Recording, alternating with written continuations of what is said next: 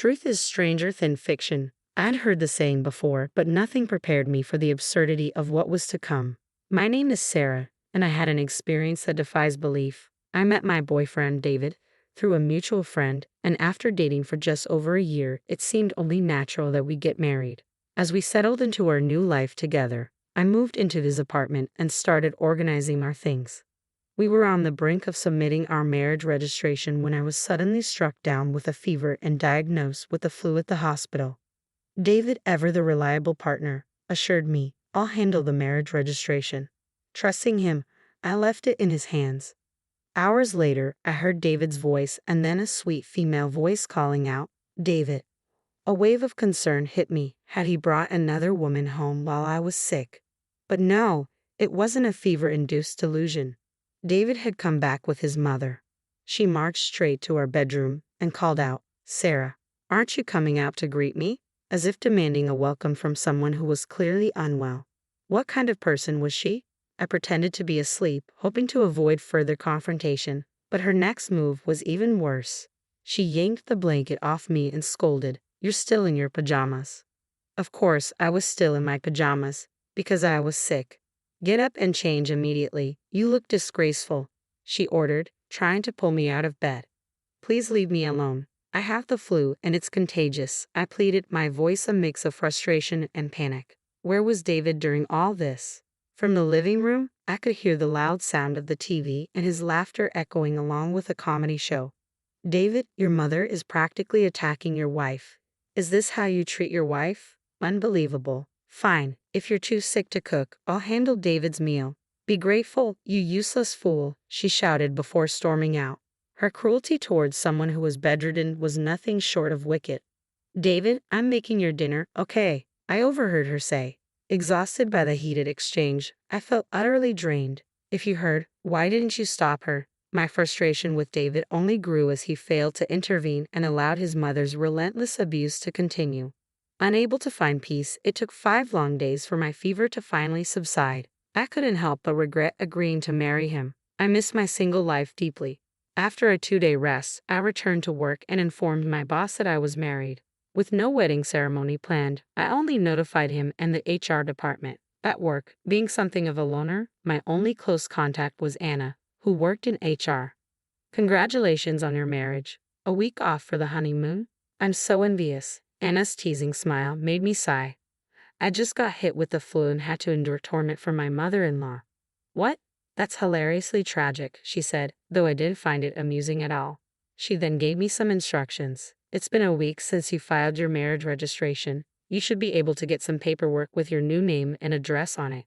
Go get that sorted and let me know so I can update your details in our system."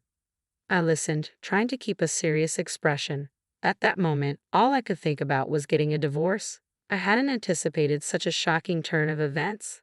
After work, I went straight to City Hall to request the paperwork. I was advised to collect it. However, when I looked at the document, I saw my maiden name still printed on it.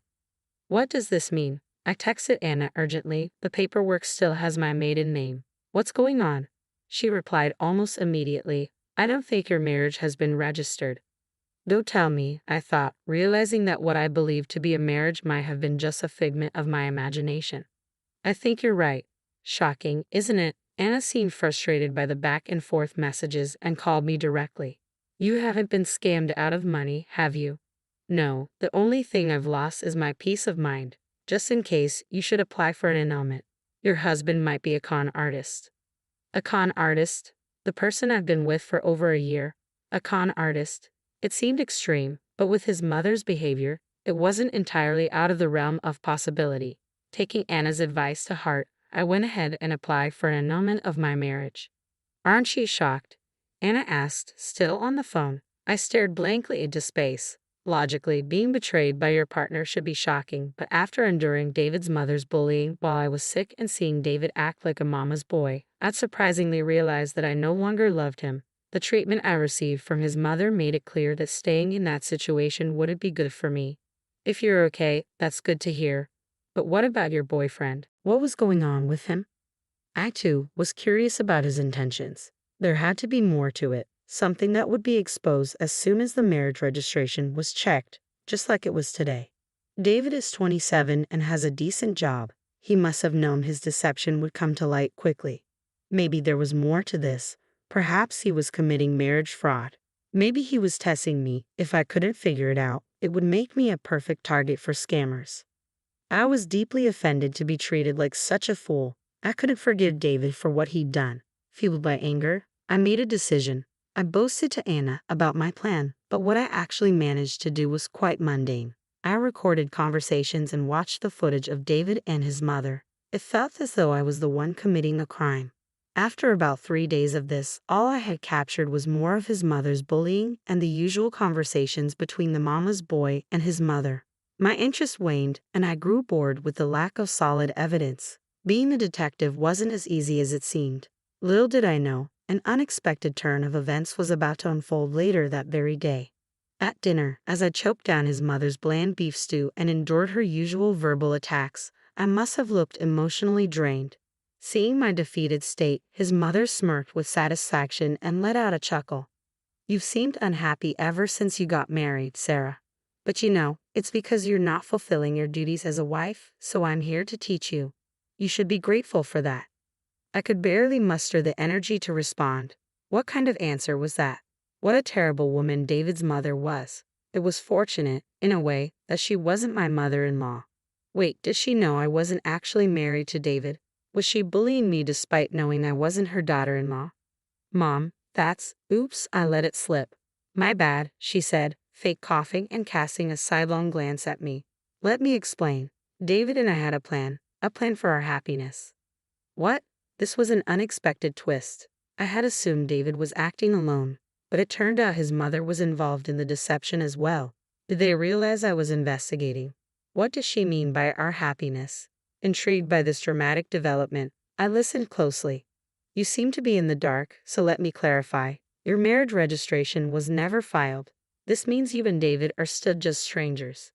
Yes, I knew that. It was my decision to go along with it, though I felt guilty. I did it because Mom instructed me. We wanted to see if you were truly right for David. If you turned out to be unsuitable, he could simply have a child with you and then leave. This way, we wouldn't sully our family records. They wanted a child, not my money. What exactly are you saying? The reason we didn't file your marriage registration was that we were testing you to determine if you'd make a good wife. What was that? Could any novel have such a dull plot? All my efforts over the past 3 days had amounted to nothing. Feeling defeated, I headed to our bedroom, where I had already packed my bags in case I needed to make a quick escape if my eavesdropping was discovered. As I gathered my things, David rushed over in a panic. "I never meant to hurt your feelings." "It's okay. Goodbye," I said, avoiding his gaze. What more could I say? Was I really involved with a con artist? It felt like something out of a fiction movie. When I unexpectedly returned home, my parents were stunned. As I recounted the events, they were left speechless, their mouths hanging open. Given the late hour, they told me to get some rest, treating me with an unusual degree of concern.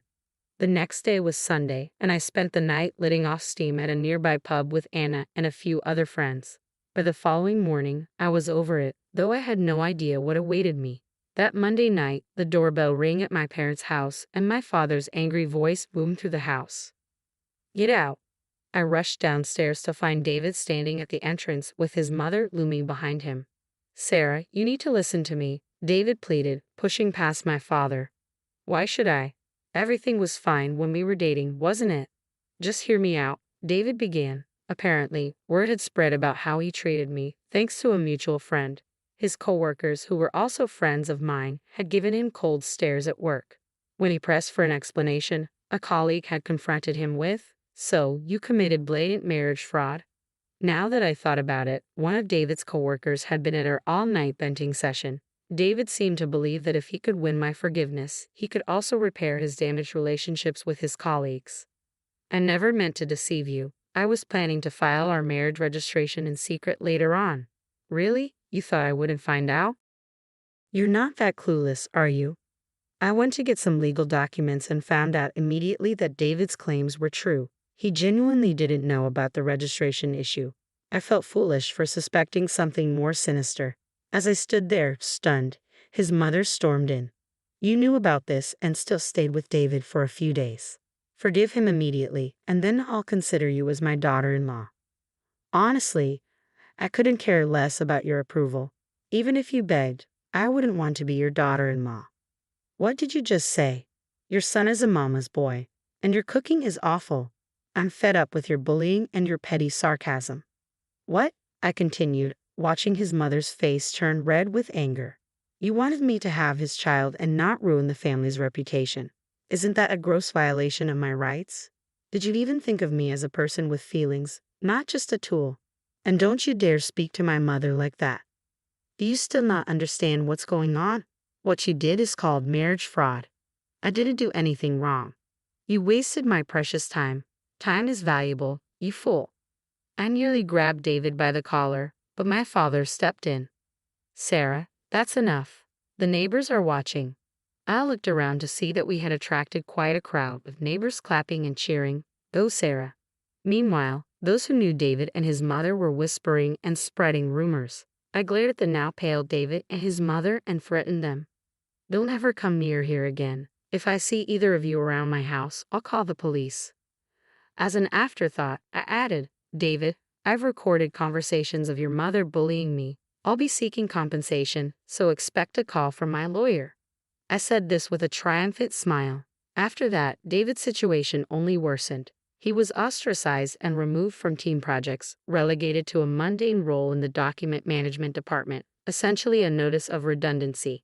My gossip-loving mother filled me in on what happened to David's mother. During our confrontation at my parents' house, someone she knew was present, and soon they became infamous in the neighborhood as the Foster mother and son. They now lived a constrained life, constantly trying to avoid being seen. It was all a consequence of their own foolishness. I couldn't help but feel a sense of satisfaction at how things turned out.